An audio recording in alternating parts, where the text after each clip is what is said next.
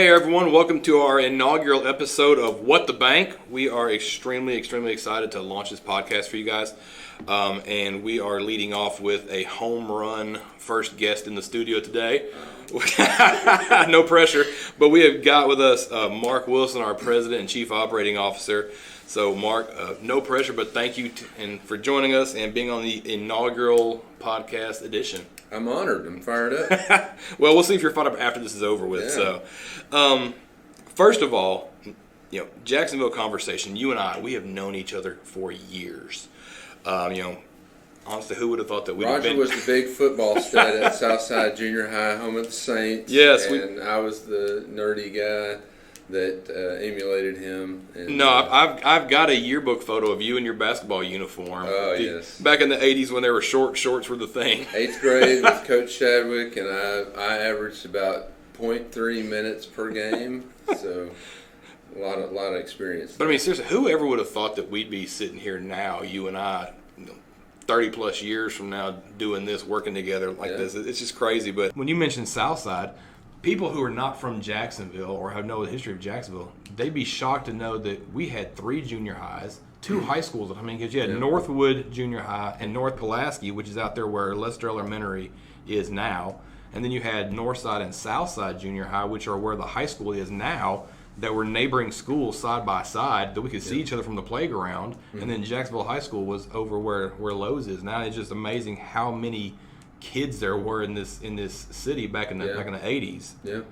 And I think Will was a Northside Demon, wasn't he? He was one of the enemy. He was on the other side. Yeah, where Jacksonville High was the Red Devils, and Northside was the Demons, and Southside was the Saints. Yeah, it was pretty cool. It was cool. You were a product of Merle Taylor Elementary, right? That's correct. Yep. I was part of the first kindergarten class at Merle Taylor, and I was one of 13 kids who went all the way through 6th grade there. And Merle Taylor, I believe we opened in 1980 when I was a kindergartner, and that was the last new school that was built in Jacksonville until we got our new school district, and we built Bobby Lester like 4 years ago, maybe. So we went a long time without new facilities, and I'm really excited about the future of Jacksonville for that.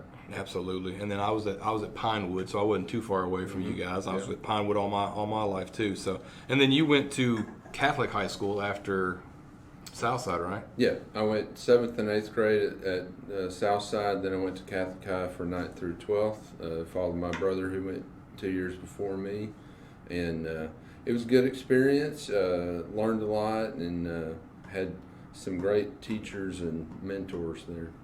Yeah, and then I went to Little Rock as well. I was at Parkview High School, so we both went our separate ways, and now we're back here again. So let's get into who Mark Wilson is. Let's talk about you, family, pets, the whole 9 yards. Well, I'm the lucky guy who gets to call Rebel Wilson my wife, not the famous Australian actress of comedic fame, but Rebel is Rebel Flynn from Charleston, Arkansas, just outside of Fort Smith, and we met in 2002, and I only needed to know her about 3 months before I bought a ring and 5 months before I proposed to her on Thanksgiving night of 2002, and we got married in August of 2003, and so we've been married just shy of 20 years, and I'm very blessed. And we have 2 boys, Storm and Flynn, and they are 16 and 13, about to be 14, and they are very good boys. We're very lucky to have them. Pets?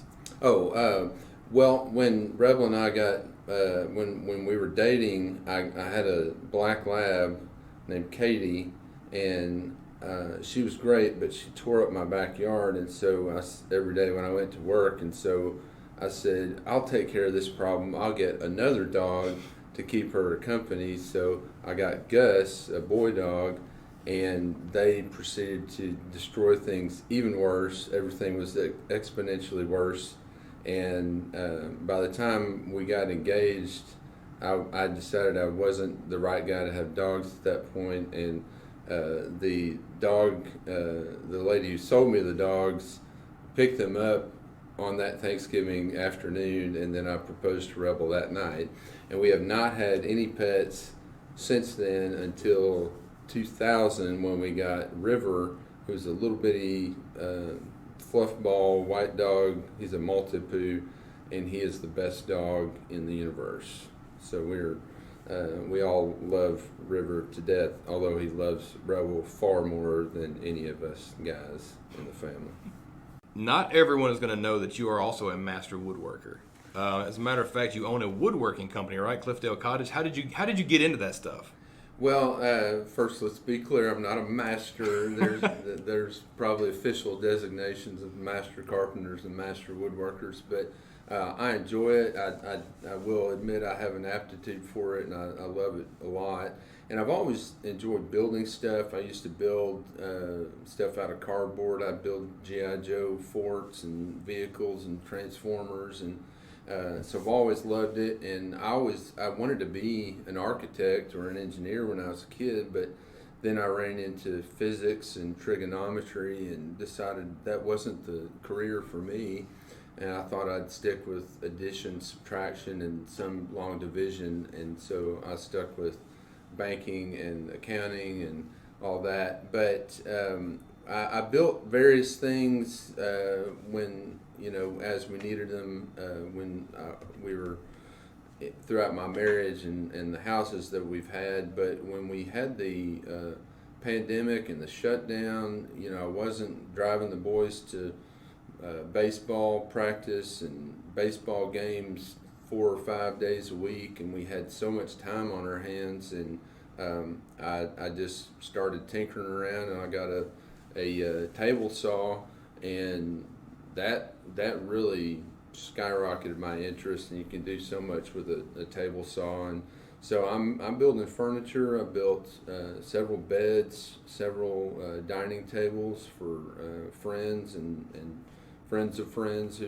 needed them, and we just decided it'd be great to have a side business, so we call it Cliffdale Cottage, and we do tables, beds, charcuterie boards and cutting boards, and really there's not a whole lot I can't do in wood, and I really enjoy it. It's different from my days spent here is a lot of leading people and sitting in on meetings and talking and directing, but I don't get to build something, make something tangible and say, look, I did that.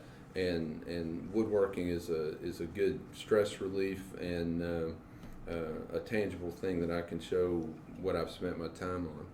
So why the name Cliffdale Cottage? How'd y'all arrive at that? That's actually the road we live on out there. So it's we thought it was a cool name, and we wanted a name. We actually have a daughter in heaven, and that was our first child.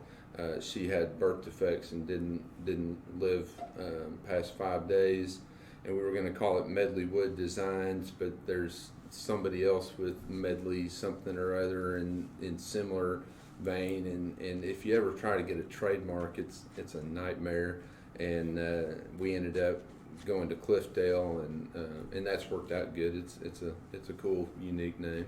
And you have a pretty sweet logo too, right? Yes, designed by Roger Sundermeyer. There you go. There you go. Very fortunate there. So obviously you're the next Chip and Joanna. You and Rebel are the next Chip and Joanna. Right. We're going to see you guys. Here's an opportunity to plug the company. Where can people find your website? And well, it's called Cliffdale Cottage Designs, CLIFFDALE Designs.com, and I do have other responsibilities, helping to run a bank, obviously. So my completion times are not all that efficient, but I try to do one big project every 2 months or so, and so I've been able to complete several tables and things like that. That's the easiest project for me to work on because it can sit for a while and not have to be fit together right away.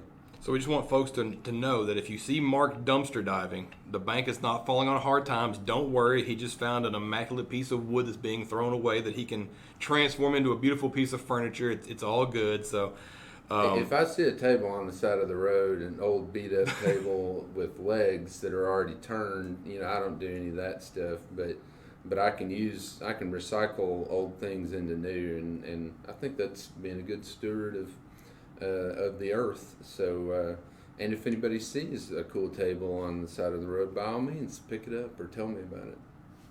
You've actually built a putt-putt course. Talk about that for a second. That is Turtle Bay Golf Course is around our house. We bought our house from an older couple, and the wife, she had worked for years on these huge flower beds around the house, and we were looking at it like it was a huge nightmare to maintain all this stuff. And so, but we were looking at one section of it, and my son said, it kind of looks like a putt-putt hole. And then he said, can we make a putt-putt hole? And I said, well, sure, if it's okay with Mom. And she said, okay. And so we bought some AstroTurf from Home Depot, and we just picked the rocks up and kind of cut it out, and then put the rocks back down exactly where they were, and cut a hole, and it worked perfectly. And so then we decided to go all around the house. So we have 8 holes. We have a one that has a rock bridge over it, one that has a loop-de-loop that I built from wood, and that's pretty fun. And one has when you hit your ball over a bridge that's number 1 goes over number 2, then number 2 goes under number 1, and then we have a Donkey Kong temple hole, and another one that has another kind of wooden bridge that you go over. And the one I'm designing for number 9, the final hole is it's going to be a miniature version of our house, and it'll have 3 openings that correspond with 3 windows on the back side of the house. And so if you hit it straight to the middle window, it'll just go straight through and straight down to the hole.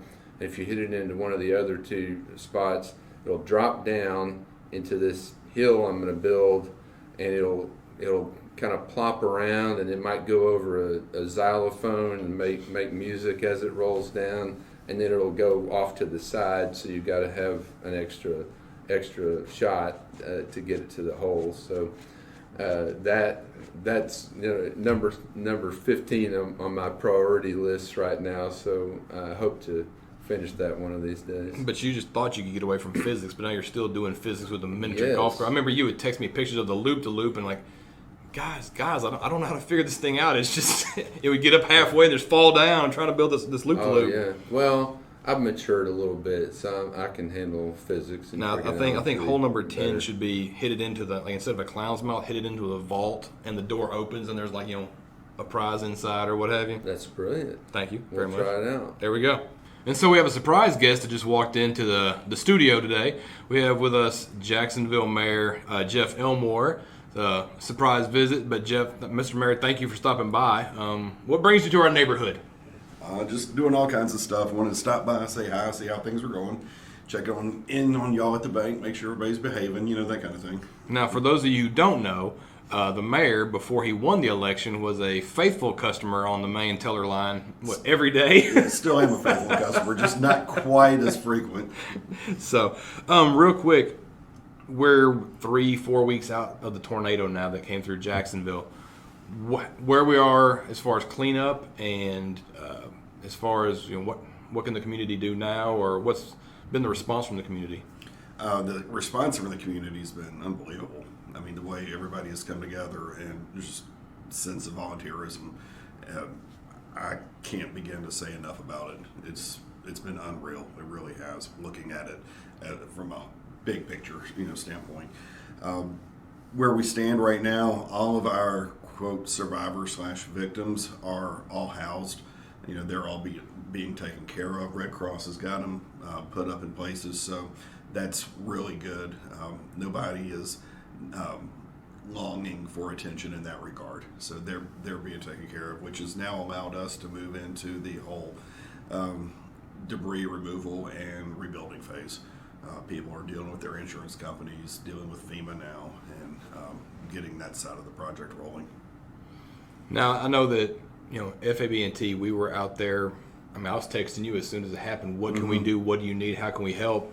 And we spent a substantial amount of time and resources to help with Jacksonville and Sherwood. And I mean, so just kind of talk about the volunteer spirit that exists here at FAB&T. Yeah, y'all have been such a great community partner, and not just in this, but in everything, just life in general in Jacksonville. And all of our citizens here are so used to seeing the bank be a fixture, in our town. Y'all service to different organizations, different groups coming out with the grills and so forth, and or passing out water at different events, whatever it may be. It would almost be awkward or weird if you weren't seen. So y'all really do make a big difference in the lives of the people in our city. Thank you. Anything else the folks need to know before we let you go? Appreciate your support. Thank you for everything that y'all have done. The work has not gone unnoticed, and we are extremely grateful for your willingness to support, willingness to give, willingness to volunteer. So, thank you very much on behalf of the city. All right, Mr. Mayor, you're a personal friend of mine and the family, so I appreciate the work you're doing right now. Thrilled that you are the person leading the city through this time, and just thanks for stopping by. Hey, thank you. Appreciate it. Okay, Mark, back to you. Let's get back to the whole reason we're doing this podcast today. All right, so let's shift to work for a few minutes. You've obviously been at the bank your entire life. So what jobs and roles have you held during your time here? Well, I got my degree in accounting, and then I worked for Alltel for a couple of years, and then I went back and got my master's in my MBA, Master's of Business Administration at the University of Arkansas. My undergrad was at Hendrix College, and really what I learned, the most that I took from my master's especially was management and just human resources, working with people to get the best out of them and help them be motivated and making sure that everybody has the resources and empowerment to do what they want to do. So I started as a junior loan officer and did that for 4 or 5 years and built up a really good portfolio. And then we had a kind of retail banking specialist who came to work for the bank, and I kind of apprenticed for him. And then I took over managing the electronic banking department, and we did wires and ACH and online banking and debit cards. And then we decided that really needed to be part of the call center. We established our first call center. We had account services that really just answered questions about, is my deposit in, did my Social Security check come in, that kind of stuff. And then it made sense to put it all together, and then we managed it as a call center. Did that for 2 or 3 years, and then I worked as a regional manager for 1 year, and that was very challenging but very rewarding, working with the branches that I managed. And then I did business development for 2 or 3 years, and it was good because I had a good grounding in retail and lending and the different aspects of what we do, but that wasn't the best suiting for my skills, I feel. And then we had a transition in leadership, and it was really time for me to come back into lending. And so I came back in 2015 as Chief Credit Officer, then took on retail as well in 2016, 2017, and then took over managing oversight of the credit card operation and mortgage, and now and I became Chief Operating Officer and then President, and so now I oversee lending and credit cards and retail, and that's quite enough. But I have great leaders who work for me, and we work together and make the best decisions. I trust their judgment, and I give them the ability to lead their departments, and I encourage them to empower others, and we've got really, really great teams in all of our areas. I also supervise security and logistics, and John Wolford is over that group, and Rachel McCain over lending, Jared Dills over retail, and John Hobko is over the credit card operation. All tremendous leaders who empower and equip their people to do great things. Next year is going to mark 75th anniversary of FAB&T. That's a huge milestone. As we look forward, what does FAB&T look like in the next 25 years, even as we aim towards that 100th anniversary? I mean, what excites you most about the future of community banking? Holograms, Roger. Holograms. It's all hologram banking. That is our next frontier. No, really, it's amazing that our company has lasted this long, and it's a testament to my grandpa and my dad's leadership, and I like to think that I can carry on good things, and really, it's innovating as we need to and as we should, but never losing sight of the small town banker mentality, being responsive, giving good service, being friendly and caring, and trying to anticipate what our customers' needs are, and just treating them with respect, and following our core values. We set our mission statement and core values 4 or 5 years ago, but they're really time tested, and it's just a verbalization of what we've been for 75 years. We're a team that supports each other and commits each day to do right by our customers and our community, and our values. We will be respectful. We will follow the do right rule. We will follow through on our commitments. We will hold each other accountable, and we will make it fun. And I don't know if we will make it fun if not for my leadership, but we always have had fun here, and we always will. And I think we take good care of our employees, and we take good care of our customers, and that's really, it's as simple as that to be successful and to last as a company. Yeah, and I think one of the things that a lot of businesses will overcomplicate things.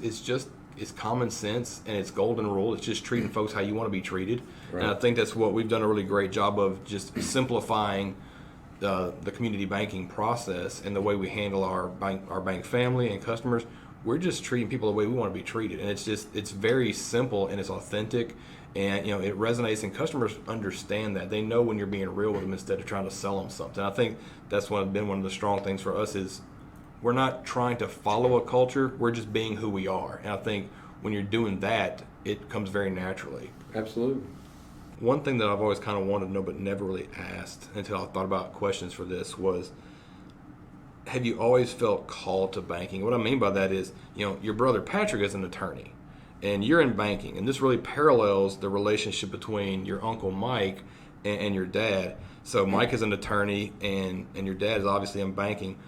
Has this happened by design, or is this happy coincidence, or how did you guys run so parallel to the generation before you? I think it has a great deal to do with personality, and possibly that my Uncle Mike was the firstborn, and my brother Patrick was the firstborn in our family, and they both became the attorneys, and my dad and I were both the youngest. He has a sister as well between him and my Uncle Mike, my Aunt Kathy, and I think the firstborn is more of a hard driver and less of wanting to be the one to do whatever they want, I guess, and the younger kid has to get along better and go along on a lot of things. Just as growing up, that's how you do it. And so I would say that my Uncle Mike would never be able to work right alongside my grandpa, and my brother Patrick would never be able to work with my brother because they're both right all the time, and they don't leave a lot of room for compromise, which is great for a lawyer, not great for a banker and a leader in an organization like this. And but as far as I always my whole childhood growing up, I really admired that my dad and my grandpa knew everybody in town. We had great friends in every aspect of business, from electricians to shop owners to folks who could work on your car, and you need to trust people to do a lot of those things, and we had people who we trusted that we knew very well and were great friends with, and knew they weren't going to rip us off, on a new transmission for our truck or whatever. And they knew in turn that they could trust us to take care of their money here at the bank. And so, yeah, I always wanted to be a banker, and I engineered my career, my studies to do this career, and I always knew that I could do it, and I always had confidence that would be good at it. And Dad and I work together really well, and a lot of it is just personality, being able to give and take and not get too upset about things when we disagree. The Wilson family, your family, has a very long and rich history in Jacksonville, the Central Arkansas area, the state, and even throughout the country. You go to Washington, D.C., everyone knows FAB&T and the Wilson family. And we all know as employees the history of the bank and of your grandfather and even of your dad.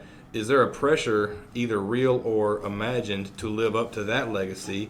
Or are you confident that you're going to be able to add to it or even build your own legacy or carve out your niche as the years go ahead?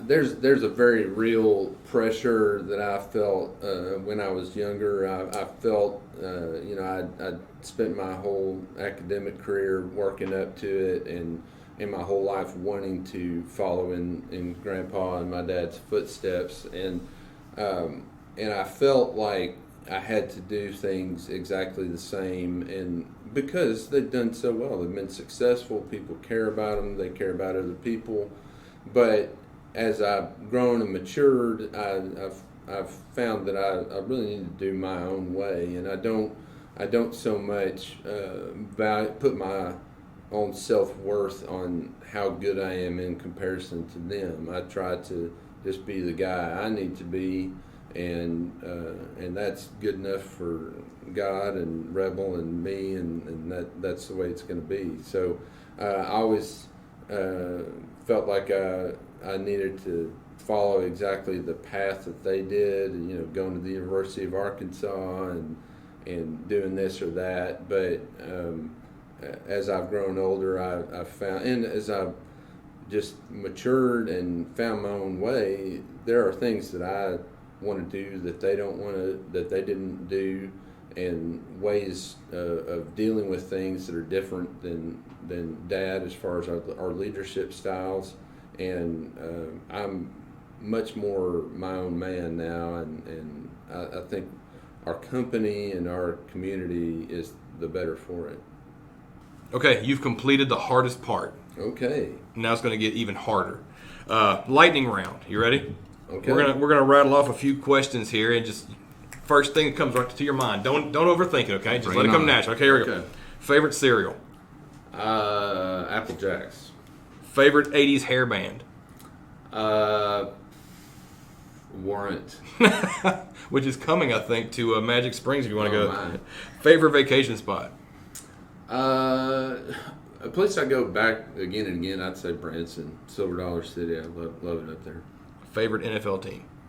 Well, the Packers. It's tough to be a Packer fan right now. Yeah.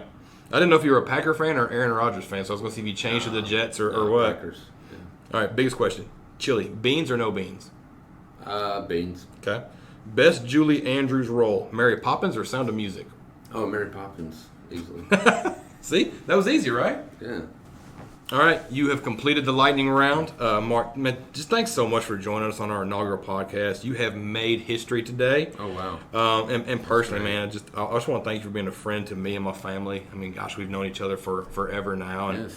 We kind of grown up together, and I know my life is enriched by you guys and by you being in it. And just thank you for everything that you do and represent for us as well as the bank. And I just love you to death.